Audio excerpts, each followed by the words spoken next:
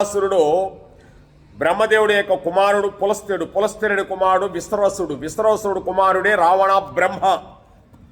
అందుకే బ్రహ్మ అని పెట్టుకున్నాడు. వాళ్ళ తాతగారు ముత్తాత ఆయన బ్రహ్మదేవుడు. చాలా విచిత్రంగా ఉంటుంది కదా.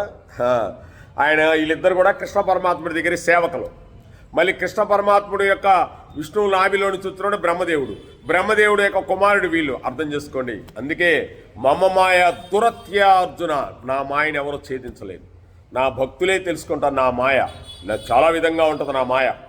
రావణాసురుడు ఆ కుబేరుణ్ణి అన్నగారిని యుద్ధం చేసి లంకానగరం ఆక్రమించుకున్నాడు. పుష్పకేమానం ఆక్రమించుకున్నాడు. ఏ వస్తువు కనిపిస్తే ఆ వస్తువు తీసుకెళ్తాడు రావణాసురుడు, కొట్టి తీసుకెళ్తాడు. అందుకే కదా లేనిపోని పాపాలు తెచ్చుకొని సీతమ్మ తల్లిని తెచ్చిపెట్టుకున్నాడు.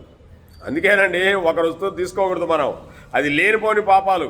ఆ బంగారం దారిలో దొరికినా కూడా కృష్ణార్పణ, మనకెందుకని వెళ్ళిపోవాలా, అనవసరం మనకెందుకు. అది కృష్ణ పరమాత్ముడు దొరికితే చాలు మనకి.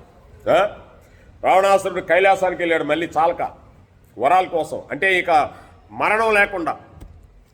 అప్పుడు కైలాసంలో ఆయన మంచి పాట పాడాడు. నందీశ్వరుడేమో నవ్వాడు. నవ్వితే రావణాసురుడు, నంది నా భక్తినే పరిహసిస్తున్నావా?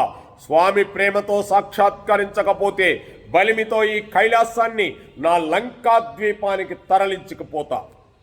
జయధ్వద భ్రమద్భ్రుమద్భుజంగ మస్పుర ధగద్ధగద్విదక్క మతాల హవ్యవాట్ ధిమిధ్వనం మృదంగ తుంగ మంగళ ధ్వనిక్రమ ప్రవర్తిత ప్రచండ తాండవ శివ.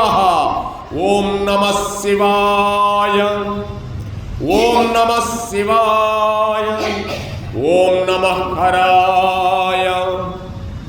ప్రఫుల్ల నీల పంకజ ప్రపంచక విమచ్చట విడంబికంఠ కంధర రుచి ప్రబంధ కందరం స్మరచ్చిదం పురిచ్చిదం భవచ్చిదం గజిచ్చిదాంత కచ్చిదం తమంత కచ్చిదం భజే.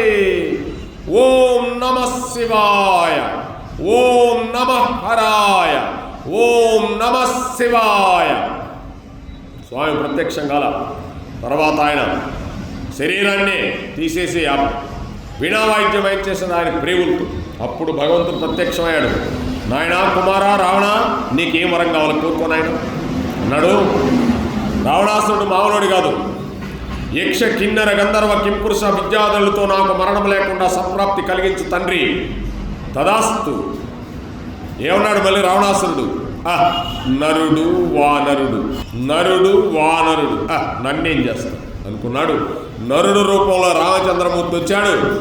వానరుడు రూపంలో హనుమ అంటే కైలాసనాథుడు వచ్చాడు. రావణాసురుణ్ణి దుష్ట కార్యాలన్నీ కూడా పారద్రోలి వెళ్ళిపోయాడు. మరి పరమేశ్వరుడు ఆ రోజు వరం ఇచ్చాడు కదా, ఏమయ్యా రామచంద్ర ప్రభు ఎందుకు నా భక్తులు చంపేస్తున్నాడు వచ్చాడా? రాడు. ఆ రూపంలో ఉండేది కూడా రాముడే.